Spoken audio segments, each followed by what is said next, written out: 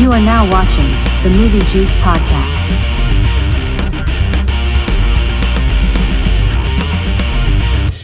The juice is loose. Hello, and welcome back to another episode of the Movie Juice Podcast. I'm Dylan. I'm Kyle. And I'm James. Movie Juice! Movie Juice! Movie Juice! Movie Juice! Movie Juice! Movie Juice! Just the movie! Oh, yeah! Sorry I did one more Juice the movie. It's okay, I kind of liked it. I was like, movie Juice! Yeah, dude, he fucking summoned in the power of the ghost gods. Someone in the power of another dimension or time machine. I don't know. Hey. This movie was confusing a little bit. Yeah. But it was a good movie. Confusing. Speaking of this movie, this week we watched Donnie Darko.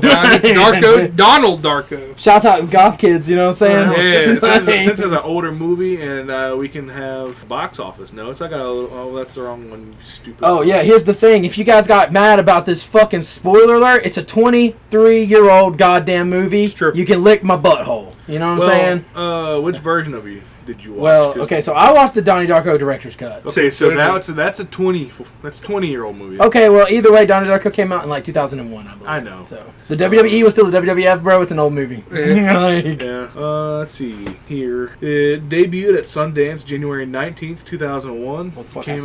Came out theatrically October 26th in 2001. The director's cut came out in 2004. Word. The budget was $4.5 million. The box office total says $7.5 million, but I know it struggled at the beginning because 9/11. Well, 7.5 still isn't good. Well, it made its budget. It doesn't, but just because it makes its money back doesn't mean it's like a. But it earned more than $10 million in U.S. home video sales. Yeah, I was about to say it's probably like a big home video movie because a lot of movies like that bomb the theaters get like a second life in the fucking home video market. Here's why I bombed. Because the film's advertising featured a crashing plane and the September 11 attacks had occurred a month and a half before, it was scarcely advertised. This affected its box office performance and it grossed just $517,000 in its initial run. However, the film gained a cult following after reissues. It went on to gross $7.5 million worldwide and earned more than $10 million in U.S. home video sales. I can believe that. Like I said, it's definitely like a very much a cult classic movie. Real popular with the goth kids, you know what I'm saying? Yeah, for sure, definitely. Yeah. It doesn't give me an exact date on the director's cut. Was it the same year though? Like it released May 29th, 2004 in Seattle. Oh, okay. Worldwide, August 27th, 2004. Oh, okay. Shouts out Jake Gyllenhaal, you know what I'm saying? Yeah. Pre-Bubble Boy, I think. Yeah.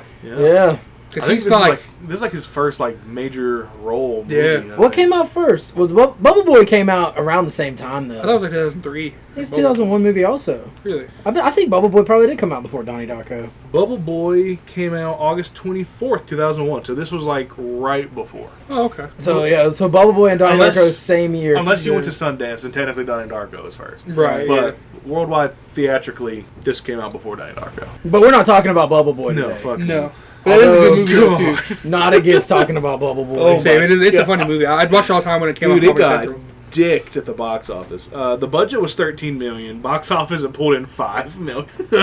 I love Bubble Boy. Because I never watched it in theaters. I've only ever watched it on Comedy Central. It's on my Voodoo. I bought it. Big bomb, because I bought it for like $5. Yeah, because I've never seen it when I was scrolling through your Voodoo one time. I was like, well, he's got Bubble Boy. It's like $5. And I was like, I haven't seen this movie forever. Right? Bye. I used to watch it on Comedy Central a lot. But anyway, we're not talking about Bubble Boy. We're not talking about comedies. We're talking about Donnie Darko. And we're talking about Darko. I was trying to make a thing. It's a dark movie. It dark is. movie. Shout out the Goth Kids once again. Yeah. Took notes during this one. I don't know if you guys did or not. I did not. Okay, so Kyle and I have notes. Dylan's slacking like a motherfucker. Hey man, it's first time watching. I get it, bro. I love you. First time watching. First time watching. I will say I do recommend it. It's pretty good. Oh yeah, for sure. We do need to say that. Because like me and Dylan, it's always been on our watch list. But we have also clowned on it before, being like, oh, it's just like because we kind of knew a little bit about the premise. Like, oh, it's just like dark.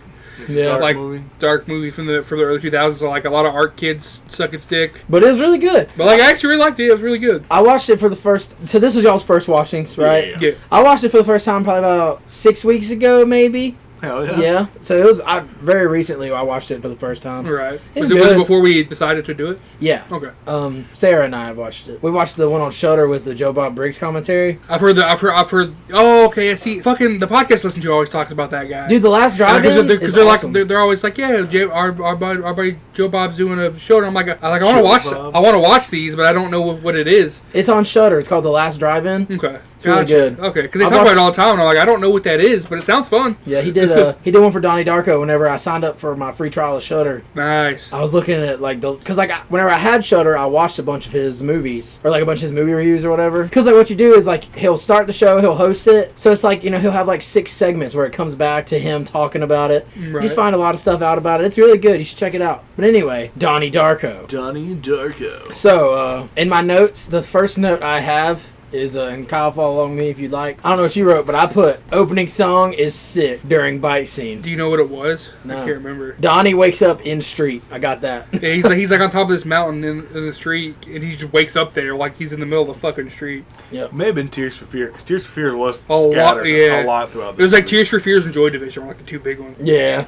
I think I have a note about Joy Division later. So it's Never Tear Us Apart. That's the name of the song. Tears for Fear? No, I don't know. That's weird because Joy Division has another song in this movie called Love Will Tear Us Apart. Yeah. That's interesting. That's when I was like, bro, fucking Joy Division! Because when Joy Division started playing, I was like, bro, because I was watching, because my mom got home around the same time and I'd already started the movie. And so she just kind of watched the rest of it with me while she was playing her little iPad games. But she was confused as hell. Yeah, while she was doing it, when it started playing, I was like, ah, banger. She's like, what? I was like, the song they're playing, it's a good song. No. Yeah, bro, I was pretty stoked. And they also played The Killing Moon.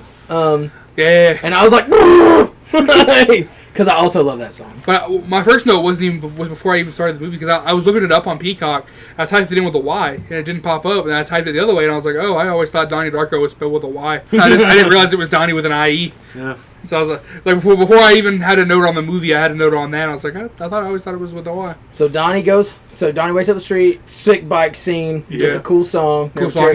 He's biking Shouts home. out the research department, coming in clutch like always. And he's like smiling, like kind of enjoying like the bike ride, I guess. Like always the last couple weeks. Yeah. And then it cuts to the dinner scene. Well, no, he gets home and then he sees on the whiteboard his mom's walking up to his dad. His dad's like blowing the leaves, and I thought this was funny because I thought he was just being a dick. I didn't know they were married at first. I've never seen this movie. I thought he was just being a dick, blowing at her to like get the fuck out of the way. But then he smiles and you could tell it was a joke. But I thought he was just like, get the fuck out of here. He stopped like blowing the leaf blower. Because I looked over to Grace, I was like, that's something I would do. Yeah, it's like fuck you. But he's smiling. They're just do casual yard work and come talk to me like, fuck out of here, doing shit. And then like he goes in, and then on the whiteboard it just says on the dry erase board on the fridge it just says, where is Donnie? Because like they know that he like goes out at night because he's sleepwalking. We find out later, but like they're always like, where'd you go, dude? And then he gets home, and then I think that's when we cut to the dinner scene. Yeah, so for the dinner scene, I only wrote a few notes. Well, Jake Gyllenhaal and Maggie Gyllenhaal are actually sisters, or sister and brother. So like they have like is Maggie Gyllenhaal Elizabeth? Yeah, the older sister. Yeah, okay. And like so like they didn't have to try hard with their sibling banter, which I thought was pretty cool because like they're already siblings. And like so like they're like going back and forth. They're talking about like politics and how she's gonna vote for like caucus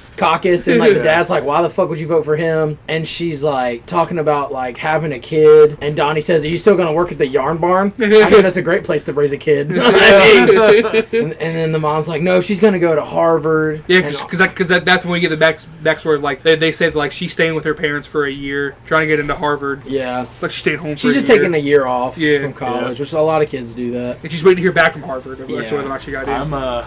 I'm like 10 years deep on my year off before I go to college. Yeah, well. Cheers, I'll drink to that. 10 years deep on that drink. Can't relate to that one, big dog.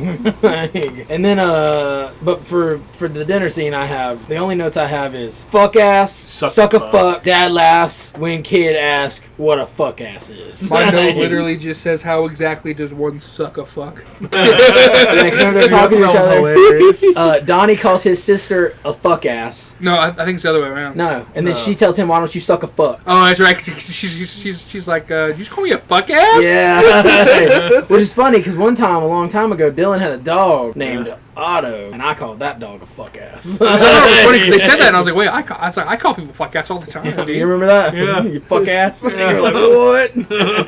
So I remember the scene ends with them talking about how he like has to take a medication. He's like, oh, you taking your medicine or whatever? Yeah, he's like, you got so many problems. Why doesn't mom and dad spend $200 an hour for you to go see a fucking shrink or something? Yeah. Because that's when it introduces like that Donnie's in therapy. He's got problems. Yeah, like that's how they end the dinner scene too. Is like it's very. Because I think he's schizophrenic at first. Yeah. Yeah. Well, the dinner scene ends whenever the little sister Samantha goes, "What's a fuck ass?" and the dad fucking laughs, and then it cuts away. Yeah. and then it's Donnie kind of looking in the mirror. He opens the medicine cabinet to get his medication, and I put in my notes. I just put Donald Darko because his name is Donald, and because I read it on his pill bottle. I was like, Donald Darko, what a dork.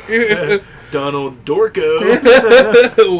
And then it's him in his bedroom because his mom comes in. He's like reading a book, and his mom comes in, and she says like she's asking him like, "Where do you go at night?" And then she says, "What happened to my son?" Yeah, is that when he gets mad? Yeah, they like get into like a mini argument, and then she walks out, and he's like, bitch, and she stops. Then she goes into the bedroom, and she goes to the dad, and she's like, "Our son just called me a bitch." I thought this was fucking hilarious. This dad is my spirit animal, bro. The dad is fucking hilarious. He says, "You're not a bitch. You're bitching. You're bitching. You're not a bitch." Not a bitch." I leaned over to Grace and I was like, "Dude, am I the dad? You're bitching. You're not a bitch." And then we get like we get a lot of these running throughout the movie, where it like says the date, October 2nd, 1988. Yeah. And then this is whenever you start to kind of figure out seeing what's going on with Donnie. Yeah. Because this is whenever there's like a voice and it says "wake up," Yep. and he wakes up. Wake up! And then it's like, "I've been watching you," and then he starts walking and it says "come closer," and then he's outside. He goes outside of his house, and then it says "closer," and then he sees the fucking. I think this is when he sees the rabbit. Frank the rabbit, yeah. And it says 28 days, 6 hours, 42 minutes, 12 seconds. That is when the world would end. Yep. And then right after that, I just put, "It's a fucking rabbit." I just put "Rabbit Man says the world will end."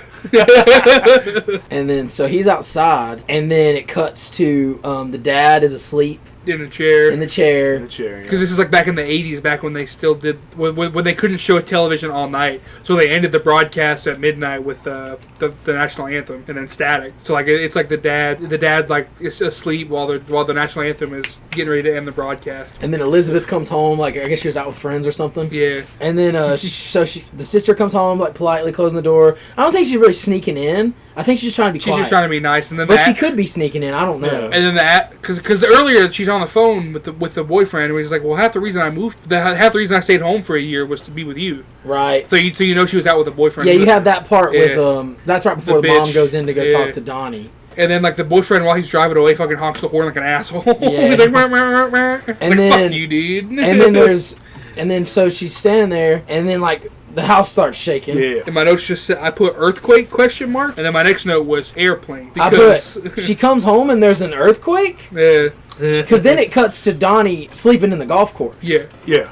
And that's because all the books and shit fall off of the shelf and everything while his dad. Yeah, because like they had that weird slow mo shot of his dad running. Yeah. And then but you don't find out what's happened yet, right? Because it shows Donnie Darko is asleep in a golf course, and then I wrote Patrick Swayze says, "I guess he was sleep golfing." And then that dude, he's like friends with I think it's you meet his friend later, but it's like his friend's dad. Yeah. Yep. And she's like, "Oh, isn't that Darko's kid?" Yeah, and then they're like, we won't say anything about this, but they're like kind of fucking with him about it, and then he leaves, and he's like, "All right, let's get back to golf." And then right after that, I wrote, because Donnie goes home, and it's like there's like police line and like all these people that crowd around his house, and he just casually walks through the police line. He's like, "It's my house! It's my house! I live here! Fuck you! I live here! Fuck off!" Right? And that's when we find out that an airplane turbine fucking fell through his fucking room, and they don't know how it fucking happened. They don't know where the plane is that caused it. I wrote something fell on Donnie's room. Piece of airplane. And then because the little girl says it fell in your room. Yeah. And they like literally would have killed Donnie if he wasn't there. And then that's when we get the guy talking about how they're gonna put him up in a hotel. And in my notes, I put this quote from a different thing because I know this guy from iCarly. I just put, "Who wrote this lie on the board? Never once have I eaten a single pair of pants." I just wrote, he's one of the shitty teachers in iCarly. Yeah. I wrote Bob Garland with the FAA. Sus. Parents signed something. And then I also wrote Samantha as little sister because I was trying to remember. It was like a NDA. Yeah. Like if you sign this, we'll pay for your hotel and your remodel. Yeah, we'll take care of you. Just don't say anything about this. Just shut the fuck up and sign here. And then they're in the hotel that night. And they're being mean to the sister's like, I'm gonna go talk to mom. I was like, don't fucking bother them. And she's like, why do I have to sleep in the bed with Donnie? Donnie stinks. He's like, when you're asleep tonight, I'm gonna fart in your face. And then it cuts over to the mom and dad being like, our son could have fucking died. Well, he's talking about somebody named Frankie Fiedler. Yeah, he's like, because I guess he's like having a traumatic moment. He's like, you remember the PTSD sent him, or he's like, remember the guy who died on his way to prom? Yeah. Because he says Frankie Fiedler is doomed. Donnie dodged his bullet, something like that. Cause that's what like he was always doomed from the start, but like Donnie dodged it. Yeah, and it's like, damn, like that's such and like. It's kind of like such wild foreshadowing, you know, like later on in the movie. And then it's the next day where Donnie goes to the bus stop. Yep. And his friends, I didn't catch his friends' names. I didn't, unless I wrote them down later. I'm gonna spoil a note I have later now, just because we're meeting him here. Why do they both look like Mikey? Like the whole movie, I'm like, these dudes just look like Mikey. Because like they have the same hair and everything. It's weird. He's like, hey, Donnie, you know, like, here's a cigarette. And he's, like, smoking the cigarette in front of his little sister. And he's like, don't tell mom, right? What happens if you tell mom and dad? And she's like, here, you'll go in the garbage disposal. Or the dish drain or whatever. And he's like, yeah, fuck you. And then I also just wrote China Girl, because there's that girl named Sharita. Yeah. Shut up. It literally, in the closed captions, it spells it. Shut up. Chut. C-H-U-T. Shut up. I was like, God damn it. She's the annoying as fuck character. In my opinion. Yeah. I could not fucking stand her. Because she falls for that. She falls for Patrick Swayze's bullshit too later on in the movie. Like I just could not stand her one little bit. But then also later on when Donnie kind of like is trying to embrace whatever, he's like, it's gonna get better for you, whatever. I was like, you know, I get it. Like it sucks to be her, but she is annoying. She's annoying as fuck. Shut up. And then it cuts to because he calls her a China Girl. Like I just wrote China Girl. Because he was fucking. Oh my god. They were being really mean to her. I'm not trying to justify how they were. Because they said something else too, and Mom was like, Jesus Christ. Oh, no, I think that's a later conversation. But like, because he was like racist as fuck too, and I was like, Jesus Christ, yeah, it was a bit much. I was like, you China girl. I was like, you can get away with that in 2001. Good Lord. Nowadays you're gonna get shot. And then it cuts to them being in the school. No, that's a bad thing. Don't be racist. Cuts to them being in the school, and it's like a little montage of like all the different people that go there and stuff. Yeah. And then the only real note I have immediately is Seth Rogen doing coke in the hallway. Because I didn't realize it. Because I was like, holy fuck, is that Seth Rogen? Because at first I was like, oh hell yeah, they're doing cocaine, and then I was like, wait, was that Seth Rogen? Yeah. I remember. It's like the only movie I can think of him being in where he doesn't do his annoying ass laugh. Yeah, because it was his first fucking movie. Yeah. I guess he hadn't developed that yet. Yeah. I remember the first time Sarah and I watched it. It was a little bit later whenever they're in like the classroom where they're doing like the fear or love thing. Yeah. And I was like, is that fucking Seth Rogen? But there's quite a few of those. Is that so-and-so for this movie for me? I wrote them down later. Yeah. I have them all in my head. Yeah. To be fair, you guys know me with actors and shit. 9 times out of 10 in my notes, I'll write down if I see somebody I know. And then I also wrote, goddamn, I love this soundtrack. It is really good. And then, even the score is really good. Yeah. Like a lot of the piano pieces and shit are really good. And then like it's just showing like the staff and everybody walking around, just kind of introducing you to the world. And then they go to class. And then I wrote Drew Barrymore. That's in my notes. This movie is star-studded, bro.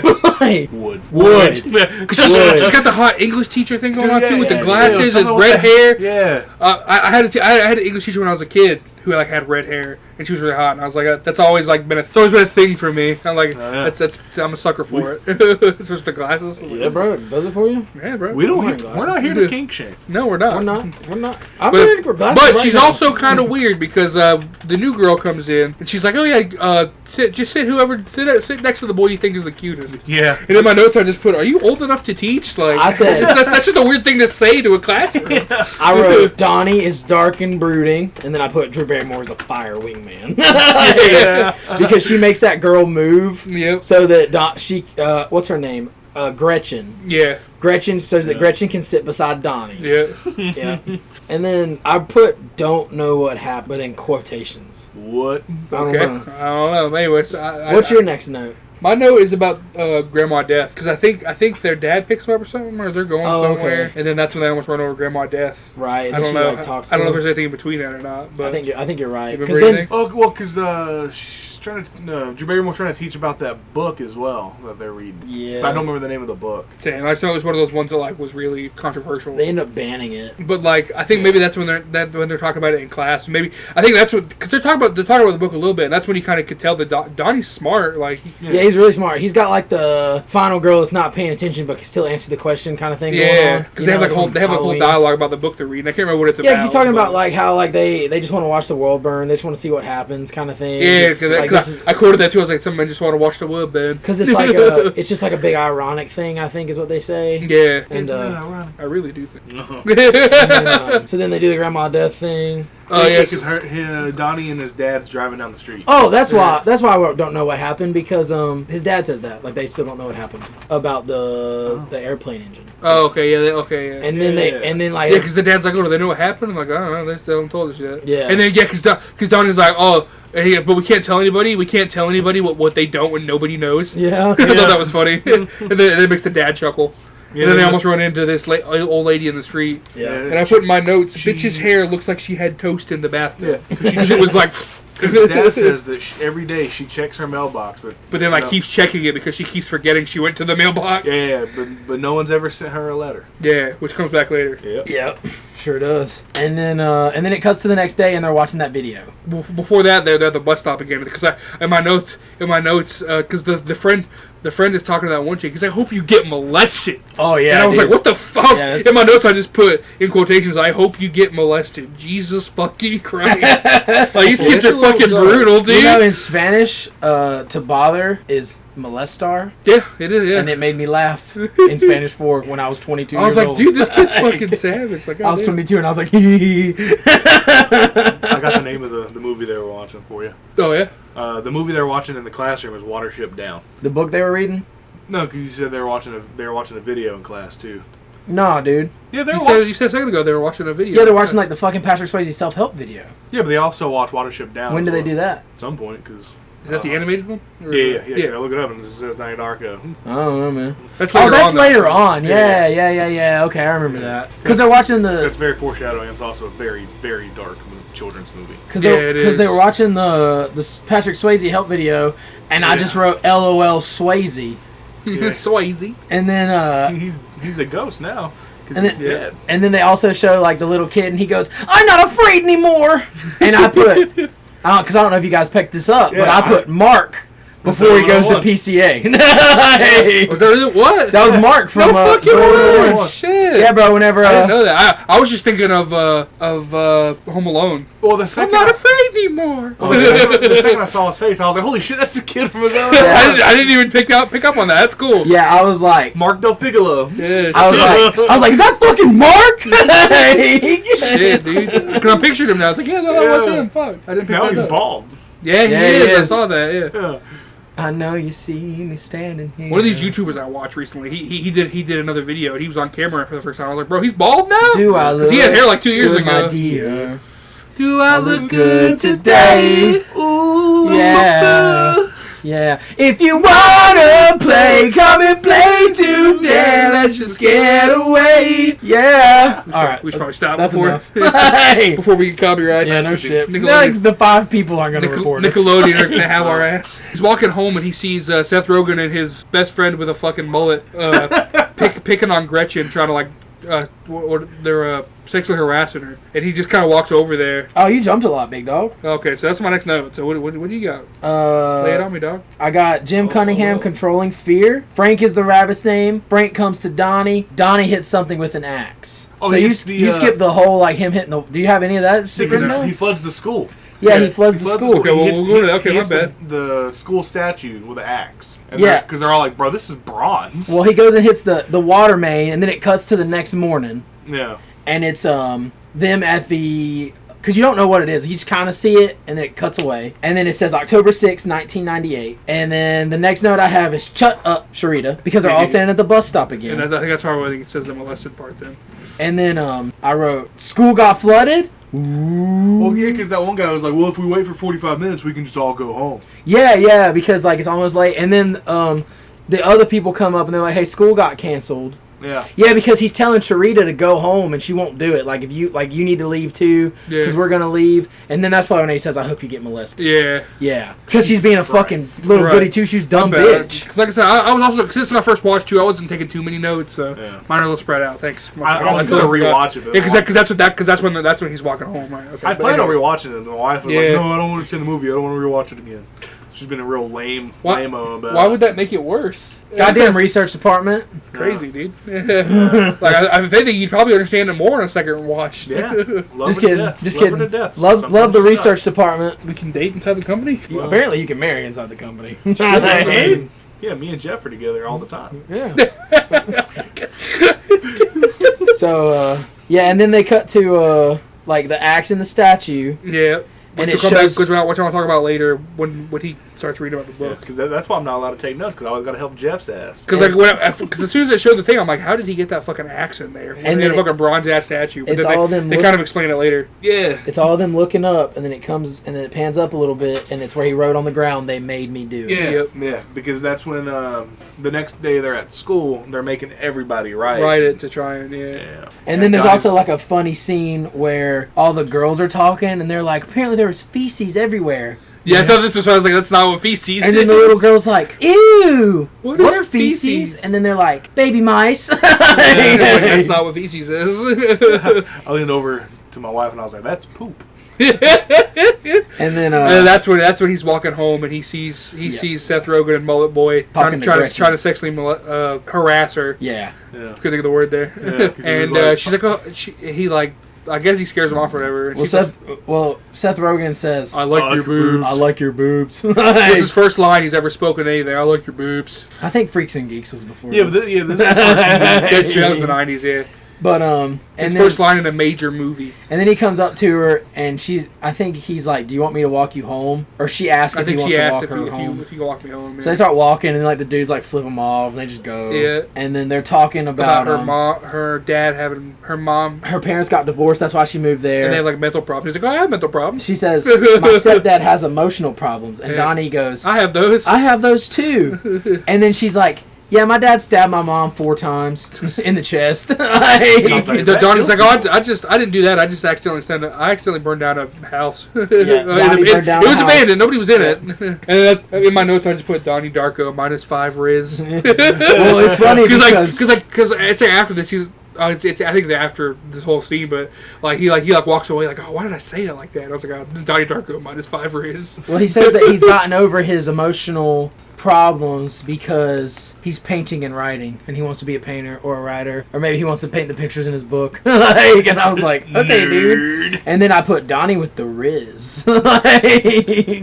So it's funny, you had -5 Riz, and I gave him. Well, because like after the scene, he looked at himself like why did I say that? And then she's talking about how she has to write a paper, and he's like, oh, well, you have so-and-so teacher? And he's like, just write about antiseptics. She's like, sanitation? He's like, yeah, like changes everything, blah, blah, blah. He'll love it. And I don't know, I just wrote that part down. Because then I put Donnie is the Rizzler. Because he's like, do you want to go with me? You want to go with me? The Rizzler? The Rizzler. Do we get nicknames from this thing? We got Mr. Downstairs. Well, the Rizzler, that's like a thing that kids nowadays are saying. I know that. Yeah, but I don't know. Like, motherfucker, I'm pushing 30. I don't know what kids. I don't know what I don't know what these things are. I just hear people talk about it on the internet. To me, it's like, a cool nickname. Like I've seen Rizzler in memes, but I don't know what the fuck it means. It's you, bro. That's definitely not me. You're the Rizzler. He's Mr. Downstairs. No, he's the bread man. No, he's also Mr. Downstairs. And I'm slut. You are slut. Slut in my phone. Ginger Kirby slut on my Snapchat. The bread man in my phone. Daddy Nail, Mr. Downstairs. Mr. Downstairs when we're in the basement. In my actual phone, you're still James McDowell. And on Snapchat, you are Captain Two Vapes. Captain Two Vapes. And then we go to he's with his therapist. Yep. And she on Snapchat for me, your Texas P, and then on my phone, you're Carl Weezer. Yeah. and she hypnotizes him. Yep. She's like, I'm gonna try something different. We're gonna hypnotize you. And then you find out that Donnie thinks about girls a lot. Fucking Christina Applegate. And then I just put, that one didn't age quite so well. I put, Donnie thinks about girls a lot. Fucking a lot during schools. Donnie likes married with children. Specifically Christina Applegate. Well, yeah, because like his... Does not think about fucking his family, though. Same to be fair, though, because like Christina Applegate, there's that one episode where she's like dressed up all goth, and I'm like, I get it. Yeah, I like that. Because the therapist is like, hey, do you think about your family? He's like, no, I don't want to fuck my family. Yeah. He's like, that's gross. And then he starts thinking about Christina Applegate again, and he starts unbuttoning his pants. Yeah, and she's like... Because when she claps twice, he goes out of it. So she goes, because he was about to crank down. Yeah, he was about to crank down on that therapy chair, therapy couch. Therapy's gonna have to watch him. Yeah, I'll crank down right now. Do it. No. No. Everyone's looking at me. R&D looked too. That's funny. Yeah, R&D also looked, and I got real nervous. That's funny. And then after the therapy scene, it goes to the next day in school where the kids are testing their handwriting on the board. And then the guy puts the question mark on Donnie's name, not because of how he wrote his name, but like the weird fucking manner he was doing it. He was like, he does it really fast. Yeah, yeah. They put a question mark beside Donnie's name. Yeah, and that's when they go to the bathroom, and that one kid with the mullet was like, "That's a knife." Yeah, he pulls the knife on Donnie. Yeah, I put Bully pulls knife on Donnie. He was like, "You told him I did it, didn't you?" He's like, no, man. What the fuck? He's like, we're gonna act like this. Maybe you did do it, right? Because I don't think does Donnie know that he did it? I think he does. I think he just thinks he did. Because he looked nervous the entire time they were going down the table. Yeah. And then when it got to him, he kind of looked a little panicked. Yeah. It's probably why they wrote a question mark out of his name. Because later on, he talks about when he gets hypnotized later on in the movie. He talks about how he did it. He's like, "Yeah, I flooded my school, and I think he does know he did it." Yeah. And then it cuts to him and his buddies out there in the field, like shooting guns. Yep, talking about the fucking the Smurfs. But before that, one of his friends says, "Beer and pussy, that's all I need." And I was like, "Cheers, fire, drink to that." Fire quote. Yeah. Me too, bro. I put in my notes. Donnie spends a lot of time thinking about the Smurf's dick. Yeah, because they have that whole fucking drop of like. Smurfette's a whore, fucking the other Smurfs, Smurf orgies. I saw a Letterboxd review after I finished the movie. It said me after one drink. So anyway, the Smurfs don't fuck. It's like that whole rant. I saw another one on Letterboxd. It said who knew Donnie had a Smurf kink. And he's talking about they're like, yeah, they have the orgies, and then Papa Smurf watches, he videotapes it and jerks off to it later. Yeah. And it's like, what? And he was like, no, Gilgamesh. Because that's when my mom, after he said the jerk off thing, my mom was like, Jesus Christ. I was like, yeah, it's weird. He says, Gargamel invented Smurfette. It's like, okay, dude. To spy on the Smurfs. Yeah. But then through like the love of the Smurfs, she changed. And it's just like, okay, dude. Like, what the fuck? They don't have genitals. And I was like, whoa, man, calm down. And this is when I put, why did both Donnie's friends look like Mikey? Oh, and then somebody. Just take it easy, man. Oh, whenever they're talking about the Smurfs fucking. There's another quote I pulled that says, "What's the point of living if you don't have a dick?" And I was like, yeah. True. Cheers, I'll drink to that. Yeah. Sick nasty with it. And then they see Grandma Death, and this is whenever she's walking to her mailbox again. There's a little bit more on her, and they're like kind of making fun of her. I think this is the first time you hear him call her Grandma Death. Yeah. And then they go to the emergency PTA meeting. Yep. And then there's that fucking teacher, Miss Farmer. Yeah, she's a fucking Fuck dark. her, dude. She's so fucking annoying. Like, they're talking about the book that they're going over in the English class, and she's making out like it's so bad and stuff. Yeah. And she's like, she's very holier than thou, because she's like, I'm a teacher and I have a kid. I'm the only person that can bridge between these two. Right. Blah blah blah. And it's like, bitch, go fuck yourself. And there's so many times in this fucking movie where this fucking bitch just fucking ruins the vibe, bro. She's the worst. The worst. So that's my little rant, because I fucking hated that bitch. And I got another one coming up. Oh, God, here in a little bit. She sucked. But then, like, they just kind of... I guess I kind of brushed through that, because they're just talking about that book and how they need to ban it and all this. And then it goes to Donnie in the bathroom. And this is the first time you see, like... Because of that weird force field thing going on, like, between him and Frank.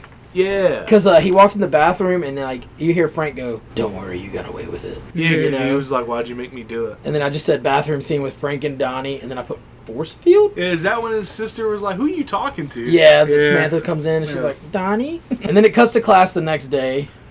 Short story: Drew Barrymore's teaching has something happen in it. That happens. Is that when they're watching the movie in class? I think that's later, man. Well, because I think you skipped over the Fear and Love. I think we skipped. I think it's before the PTA meeting, the Fear and Love scene. Nah, After. Mhm.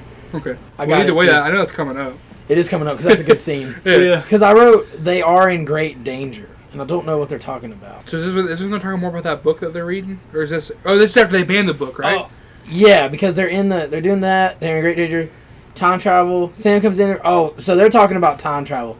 Okay, so they're in great danger. I think Frank says that because then I also underneath that I have time travel because he's talking to because Frank's the one that talks to him about time travel. Yeah. Right. And then I have Sam comes in and ruins it, which is whenever the girl comes in and I ask him who he's talking to. And then I put he says he's talking to, and then it's the next day they're in class and Donnie's doing a poem. Yeah, because he's talking about Frank. And then because I wrote who is Frank, and then Yeah. he says a 6 foot tall bunny rabbit, and then I put kids laugh, but nah, he for real.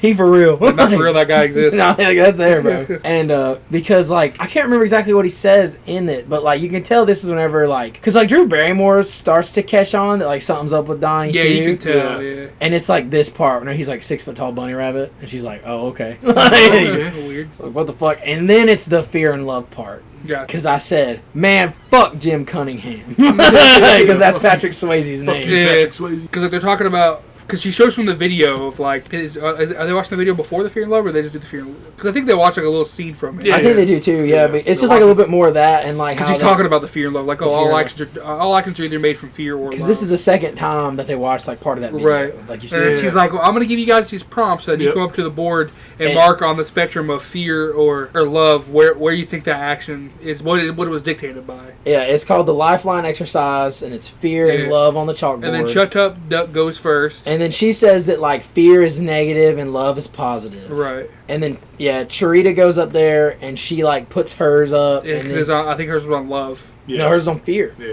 She's a little X. Because it's fear and then love. And then I couldn't remember which one was on what side. I'm sorry, bro. I remember she went to the left side. I just couldn't remember what was on For the some left. reason, I was like hyper focused on this movie. That is weird. Yeah. But I was too. After a certain point, I kind of like stopped taking notes. So I think I only have like a few left. Oh, see, I got Honestly. a fucking book. That's so good though. That's good. It's gonna Like be I said, mostly me like, talking. Towards the end, I apologize. stopped taking notes because I was just kind of enthralled by the movie.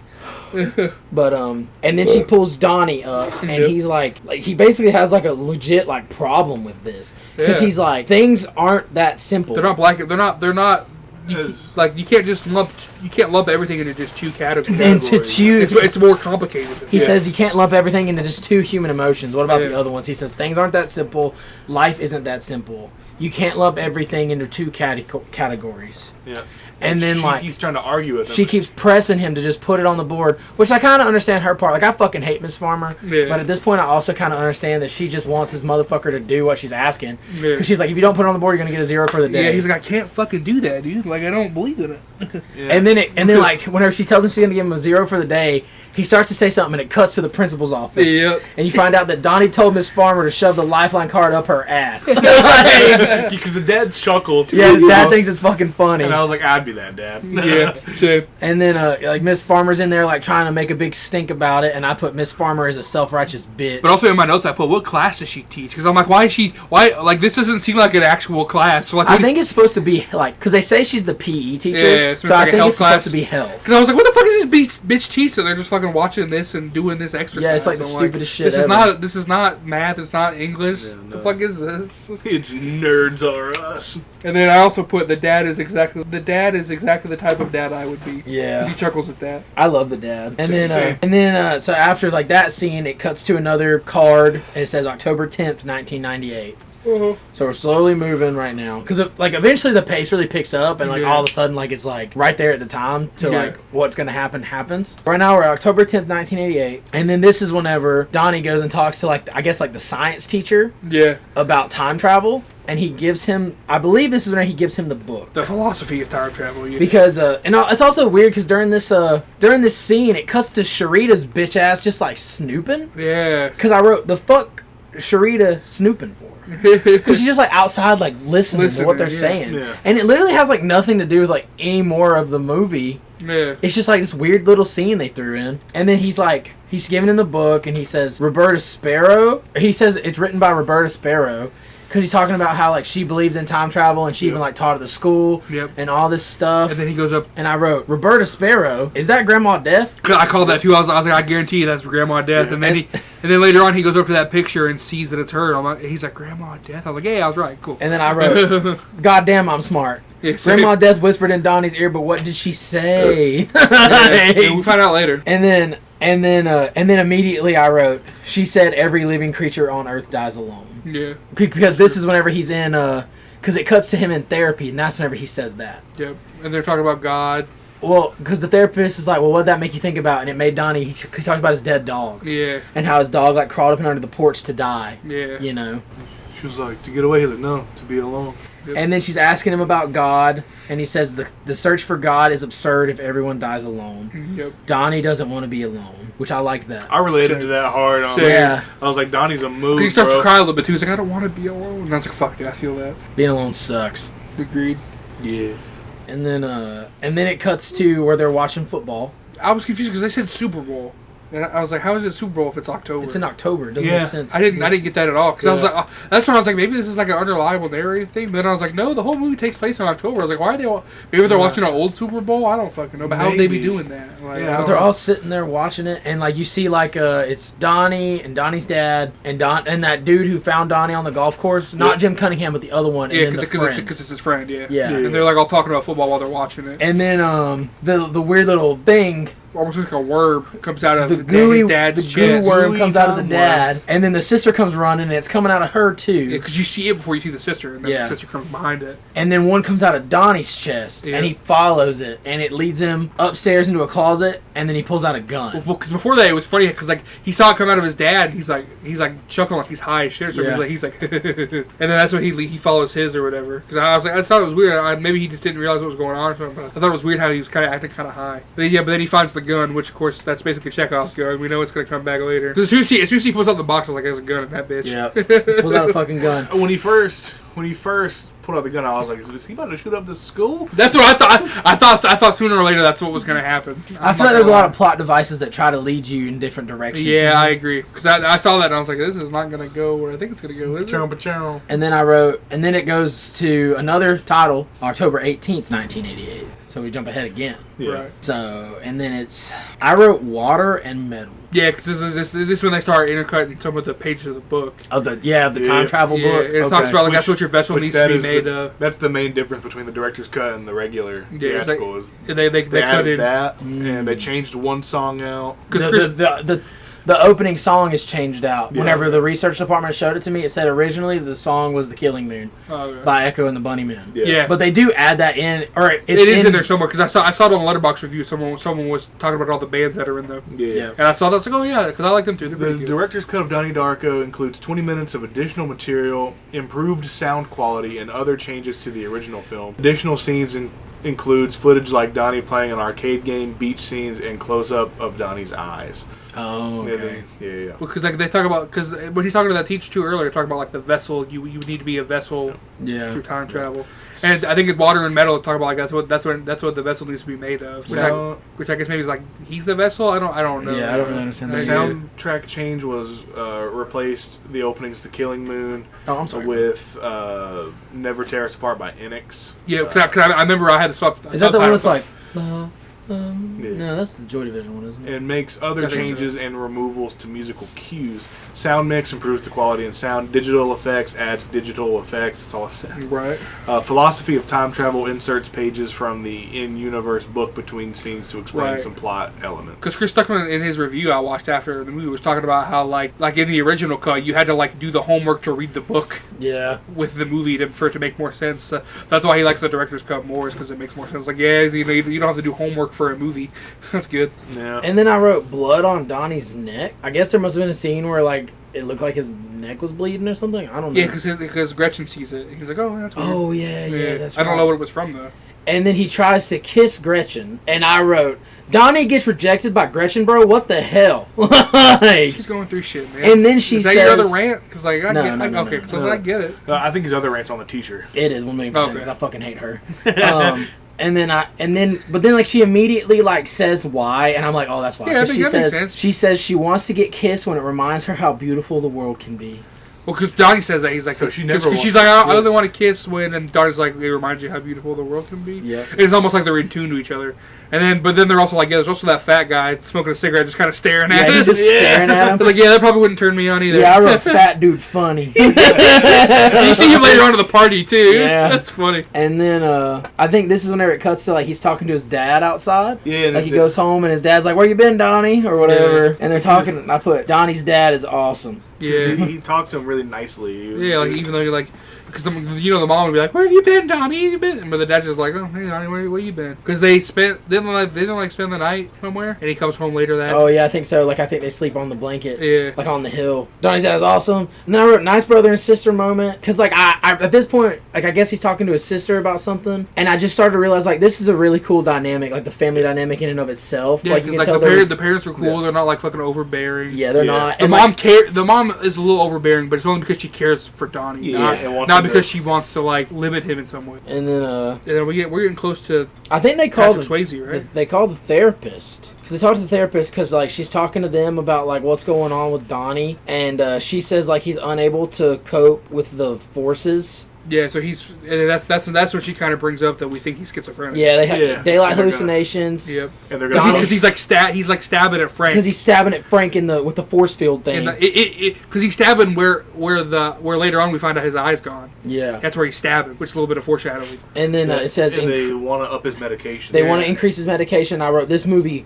wildin'. And then there's another little quote from the book, and it says, "The manipulated will do anything to save themselves from oblivion." And then it cuts to the seminar with Jim Cunningham, and I wrote, "Jim a douche actually." And then I noticed that when he's showing like this slideshow, and the dude he's talking about is named Frank. Yep. So this is the second time they've mentioned someone named Frank. Because Donnie's like.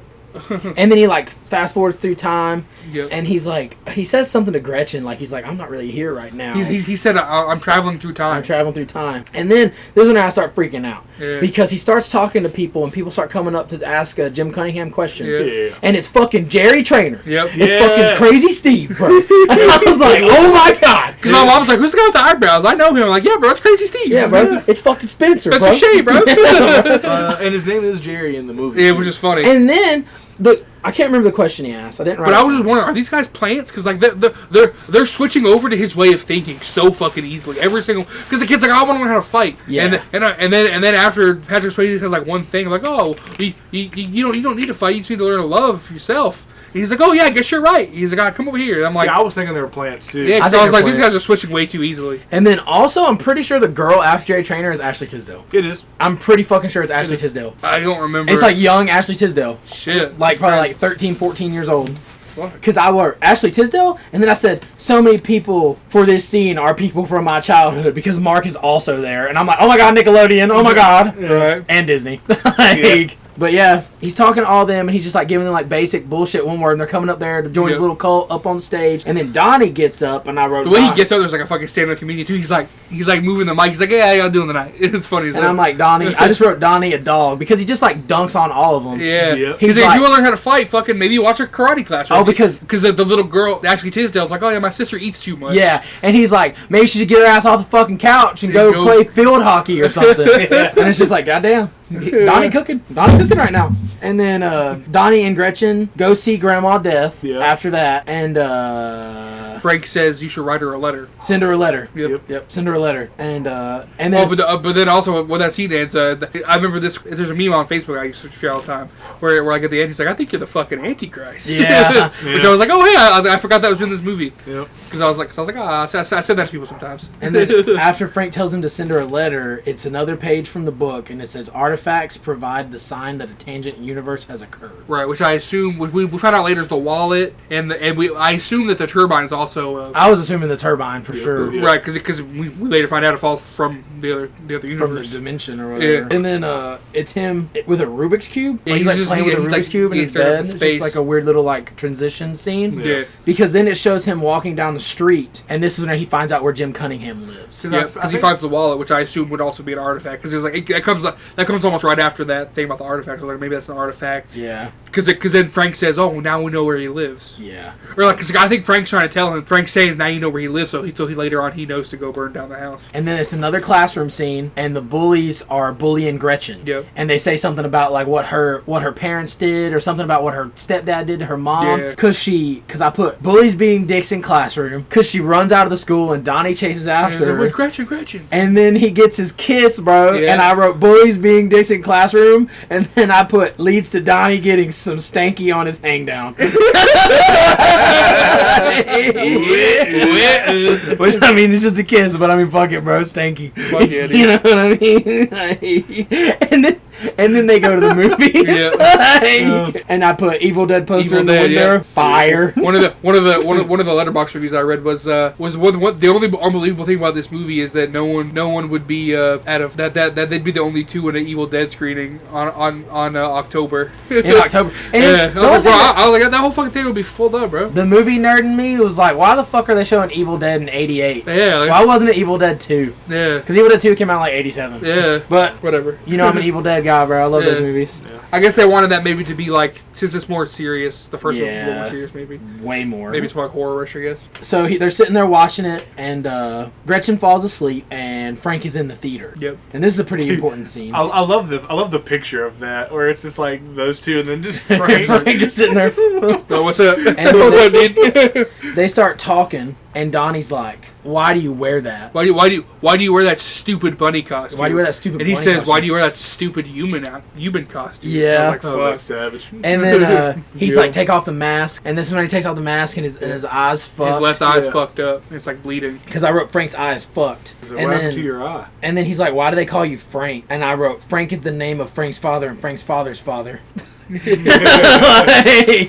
he's, Frankfurt. He was like, okay. It was a weird way to answer that question. and then he's like, "Have you ever seen a portal?" And he's like, "Look at the screen," and there's like a portal showing up from like the time traveler shit. Yeah. And this is when I started to get like, "What the fuck is going Like, on?" what the hell is going on? Yeah. Like, what the fuck is Like, up 'cause with this movie? later on, it kind of makes sense, but like right at that moment, I was like, "What the fuck?" Because I was like, "Is he gonna jump through the portal? What the fuck is going on?" And then I don't remember how he gets there, but that's when he's like, "Go burn down the house." yeah, like so they're just looking at the portal, and then Frank goes, "Burn it to the ground." And then I wrote Donnie looking real sus, bruv, because this is when he pulls the hood up over his fucking, and he tightens it, and he starts to like. He's like, "I'm going to do bad things." Yeah. And then it cuts to the talent show, and I just put Sharita at talent show, LOL.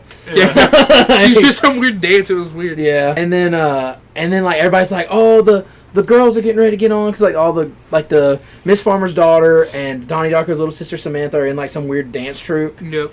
And I wrote, "Wild and weird that everyone is there to see little girls dance." Well, we'll find out why later. At least for true. Patrick Swayze. And then I put Sparkle Motion, also kind of a lame name, because that's the name of their fucking dance troupe. I got something later on for that.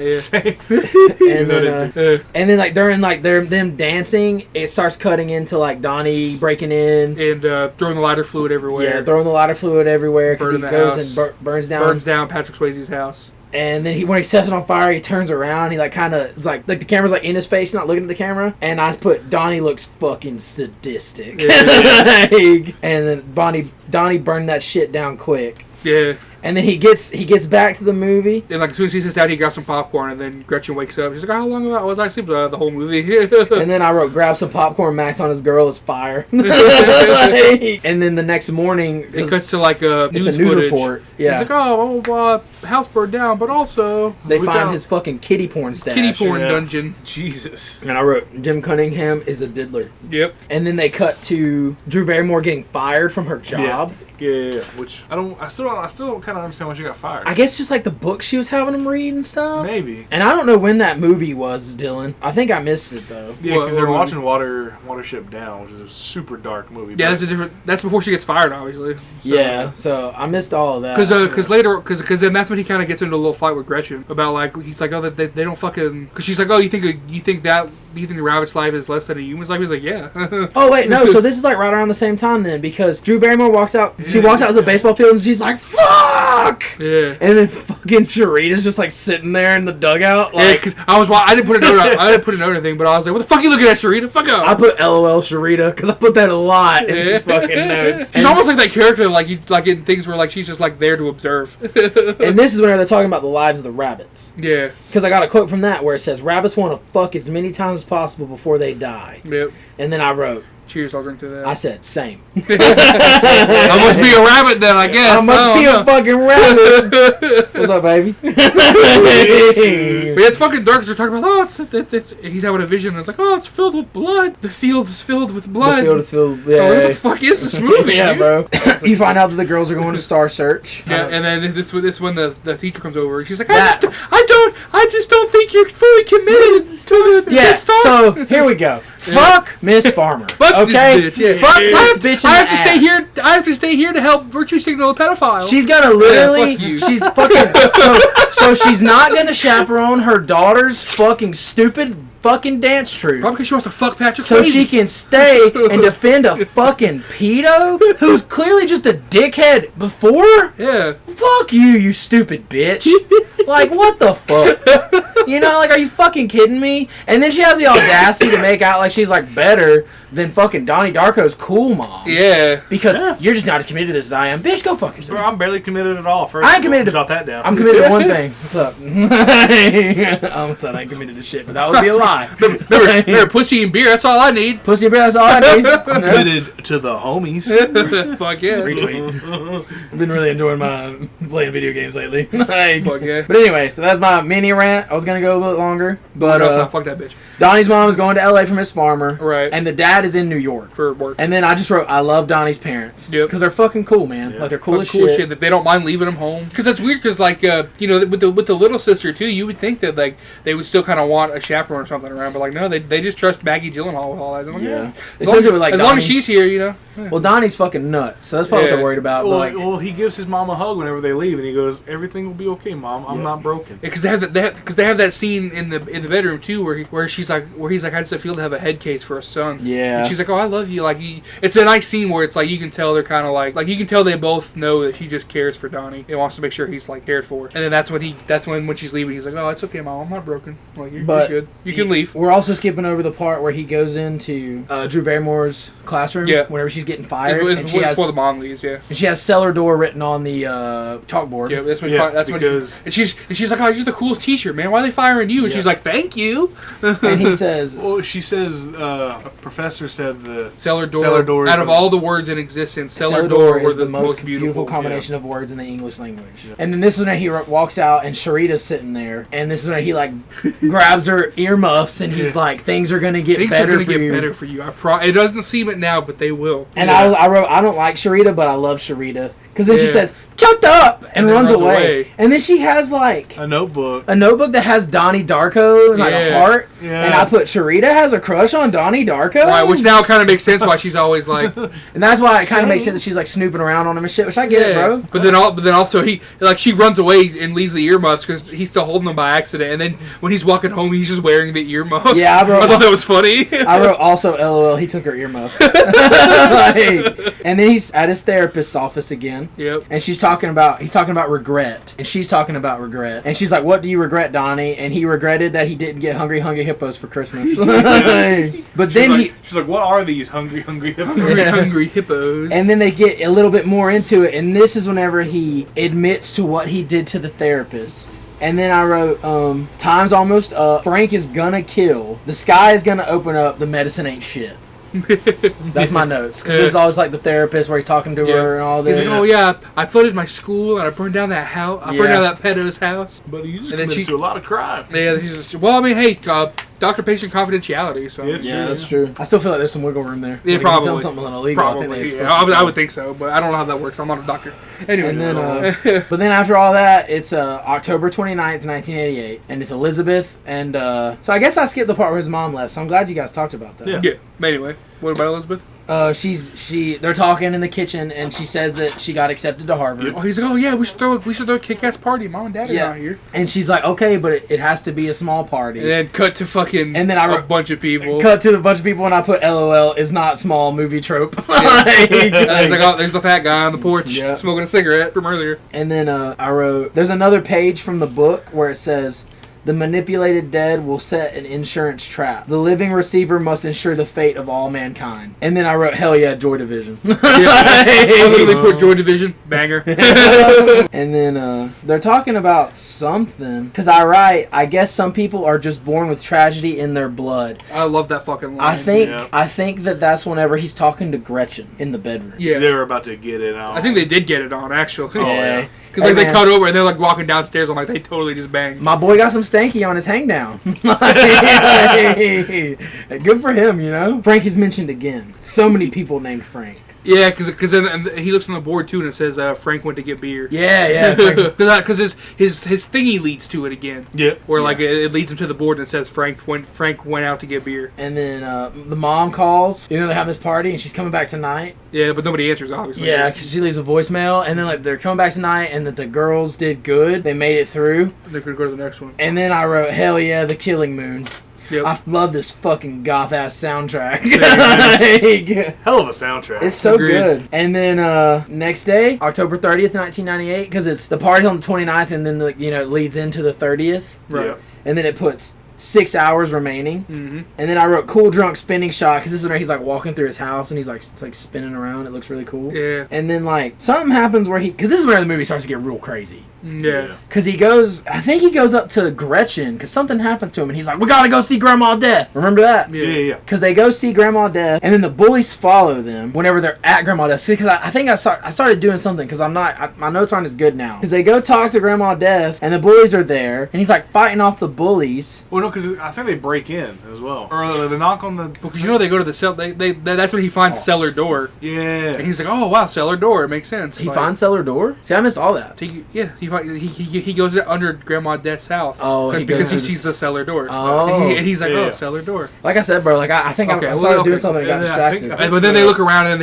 they play on the piano a little bit. And he's like, oh, huh. And that's when the bullies pop out with fucking pantyhose on their fucking head. And the one's got a fucking bigger knife now. He's got a bigger knife. Yeah. And they like wrestle and then Seth Rogen throws Gretchen over to the ground. And then they're like fighting. He's like, I got a bigger knife. And then like a car starts pulling up. And he's like, oh shit, divine intervention. Donnie's like, divine intervention. Yeah. And he's like, what? He's like, yeah, the divine whatever. And then that's when it's like this Trans Am. They're fucking driving. And then Grandma Death comes out of nowhere. They swerve to avoid her and fucking run Gretchen the fuck over. Yeah, I wrote. God, yeah. Because this is where I'm at. Because I wrote, yo, that car just fucking killed Gretchen. Fucking fucked her up. Yeah, dude, like Fucked her fucking up hard. And then they're like, and then the one dude gets out. He's like, oh, did we just hit that guy? Then that's when Frank steps out. Yeah, and he's like, Frank. Yeah. And then a dude gets out and he's in a fucking bunny costume. He's like, why the fuck were you in the road? Why's that lady just in the middle of the road? What the fuck? Yeah, which is a good point. And then I said, Frank, bro, what the fuck, Frank? Frank is Frank? Frank is real? Hey, Frank is Frank? Frank's not imaginary?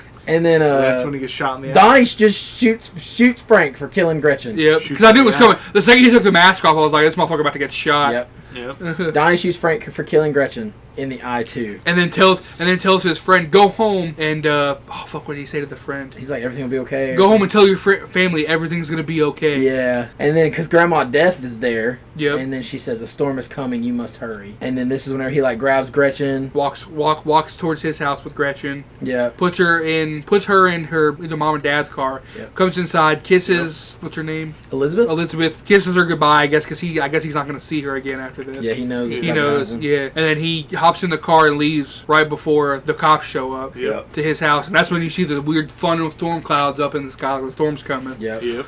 And then he drives back to where he originally woke up from. Yeah, to that watch hill. The and storm. I think it's the same hill that they fell asleep on, too. Agreed. Yeah. Also, we missed, because it pertains earlier, one of the shots of the book talks about how what was that one called? The blah blah blah dead, or the blah blah blah alive? The transient human? The transient alive, or whatever? I just want to get the right word. The manipulated dead. Yeah, but the manipulated living receiver. Yeah, will like be granted special powers, like telepathy or super strength. Yeah, it says they'll have powers. Which I then was like, oh, that's why he was able to put the axe in the bronze statue, because I guess he had enough strength to be able to throw it in there. Right. Yeah. And then when he goes to this hill again, it was when I was watching some videos about it where like that's when I realized people were talking about how like I guess he had the telepathy to rip off the turbine from the airplane to throw it into the tunnel to send it to the other universe. Yeah. But like I totally forgot about all the superpowers. But why would he do that? To kill himself in the next universe. He said he sent that through the portal to the next universe. He sacrificed himself. It's almost like a bootstrap paradox where like he's the one who sent it back in the loop. But why would he want to die? To save everybody else's world, maybe. But how does that save everybody else's world? Because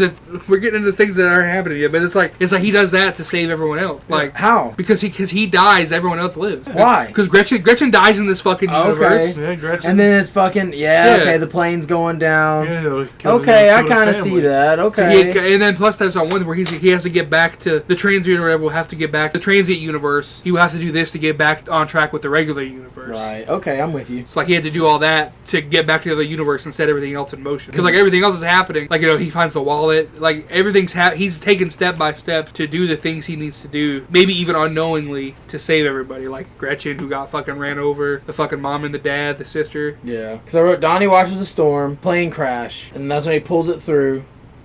And then it travels back in time, and it shows him laying in his bed. Because he gets in the car again after that with Gretchen, just looks at her like, kind of like, oh, I'm going to save you. It's kind of what it reads to me is like he's looking at Gretchen in the car, like I'm going to save you, like you won't be dead anymore. Yeah. And then it's him laying in his bed. And it's like everything backwards too, like all the shots are backwards, which is really cool. And then it comes down. Yep. Plane. And then because he wakes up and he starts laughing. He's like in his bed and he wakes up laughing. And he starts laughing, because the turbine comes down. Yeah. And like I think that was him being like, oh shit, it worked. Yeah. And he's like, oh fuck, it worked. And then the turbine comes down, kills him. Yeah. And then I wrote Donnie dies. And then they fucking play Mad World, bro. Yeah. Yeah. And then it's showing.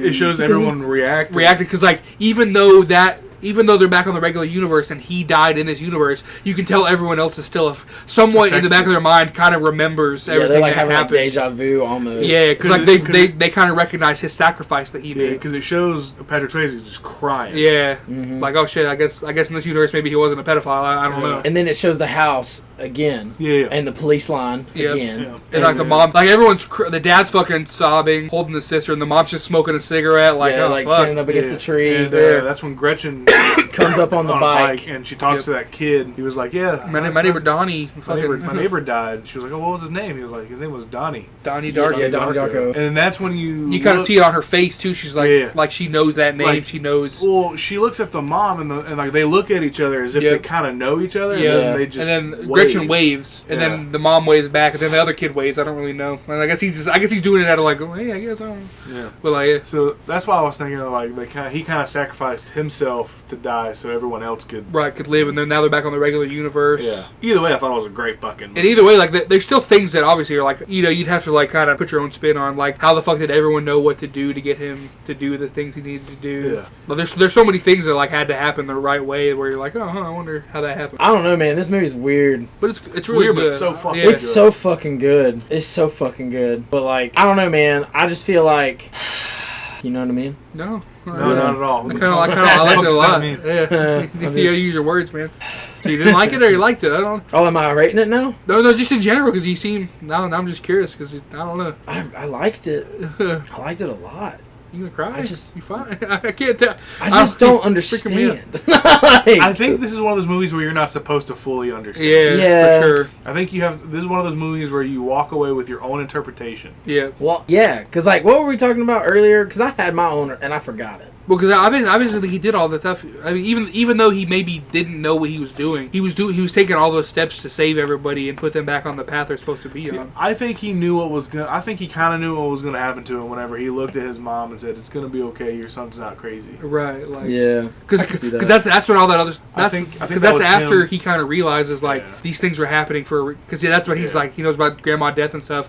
I think he realizes this isn't just all coincidence. This is all leading to something. Yeah. I think that's when he's like, Mom, I promise I'm not crazy. And because just like with the sister, maybe he knows he's probably not going to see his mom again after that. Yeah, I think that was him saying goodbye to his mom. mom. You said something about how you thought it was a loop though, which I see people talk about. Yeah. Or like maybe he's stuck in a loop of doing this over and over again. Yeah, I just feel like because like it is a loop to an extent because you literally see the terminal or the turbine fall through twice, and I just feel like homie was just like doing all this to end the loop. You know what I mean? Yeah. Because, like, I mean, clearly, like... Because clearly whatever he did worked because, you know, he's dead now, but everyone still remembers the other universe. Yeah, at least, like, kinda. Yeah. You know? Like, she says she doesn't know Donnie, but, like, they both give each other that knowing glance where it's like, you can tell that they at least kind of remember what happened. And then cutting all the other characters, too. And then them kind of, like, in their own way remembering. Yeah, they're all, like, sad. Like, Drew Barrymore and the science teacher, like, posted up together. Yep. Yeah. And then, like you said, Patrick Swayze. Which was funny because I was like, the whole movie, I was like, yeah, I bet that I could tell they were fucking. That's funny. Hey, man, sometimes you do that. But yeah, I think that movie's been fucking pretty juiced. Yeah, we juiced the fuck out of that. Great fucking movie.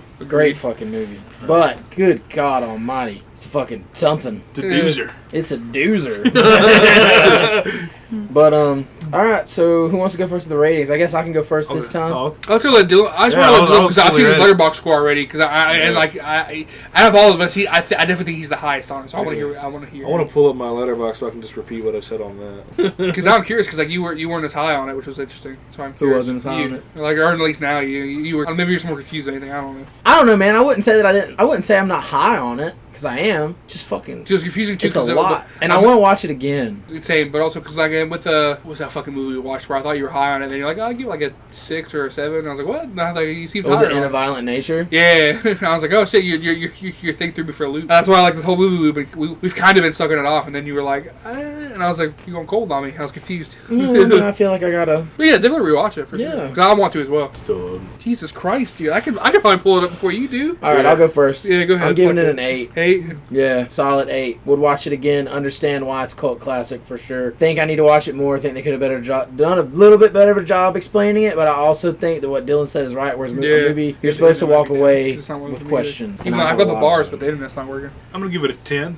I cannot pull up the Letterboxd to see what I wrote, but I rated it pretty high on there. Did you give it a 5? I did. Well, that's a 10, babe. What would you give it, Kyle? I'd probably give it. Do we do halves here or no? We've done halves before. Well, I'm gonna give it a 9.5 because on Letterboxd I was thinking about it. I haven't done it yet, but I'm gonna give it a 4.5. I think because like it's not perfect, and I think you both have points of like not knowing exactly how it ends, but also like kind of not. That's kind of how they want you to feel. Yeah. So like I don't think it's perfect, and like some of the stuff she doesn't. A lot of the like him and Gretchen stuff. Like I used to love shit like that. Like in old stuff I used to watch when I was younger. I liked like the outcasts kind of getting together and hanging out, like kind of like the two of them against the world kind of vibes. Like I liked that when I was younger, but as an adult, I'm like I'm not as high on that. I think it's because we're older now. Yeah, it doesn't resonate with me like it did back when I was younger. Yeah. Because I had a note like that, but I didn't really talk about it. But I was like, it's just like when I was younger, I bet that part of the movie would have really got to me. I think, but like I think now that I'm older, it didn't. I saw what the movie was trying to do with that, but it wasn't hitting for me the same way. I think if I would watched this movie 3-4 years ago, I'd be like just sucking its dick for forever. That's literally what my note. Yeah. I'll pull up that note real quick because it was interesting. I just didn't talk about it because it didn't really come up. But I was like, if I saw this movie when I was younger, I probably would have sucked its dick hard. But now I feel like the nature of it is lost on a more jaded, cynical me. Because like I feel like God, I love that. Yeah, I was like, fuck, I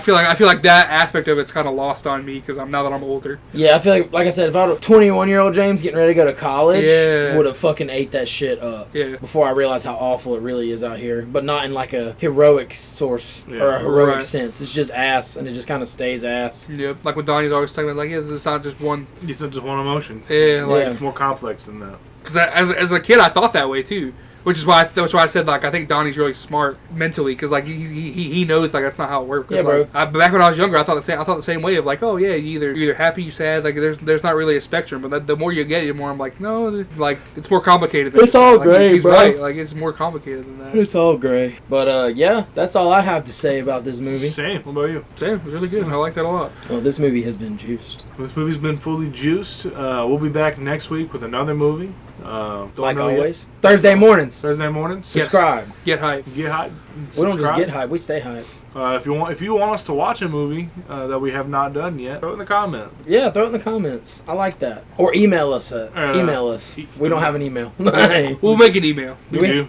What is it? moviejuicepod@gmail, I think. Word. Okay, well, if you have any suggestions. Yeah, moviejuicepod@gmail.com. Well, there you go. There you go. Email us. We take those more serious because that means you really care. Yeah. Please care. Right in. But yeah. Also, if you've seen this movie, let us know your thoughts in the comments as well. But as always, I've been Dylan. I've been Kyle. And I've been James. And one last time, this has been The Juice.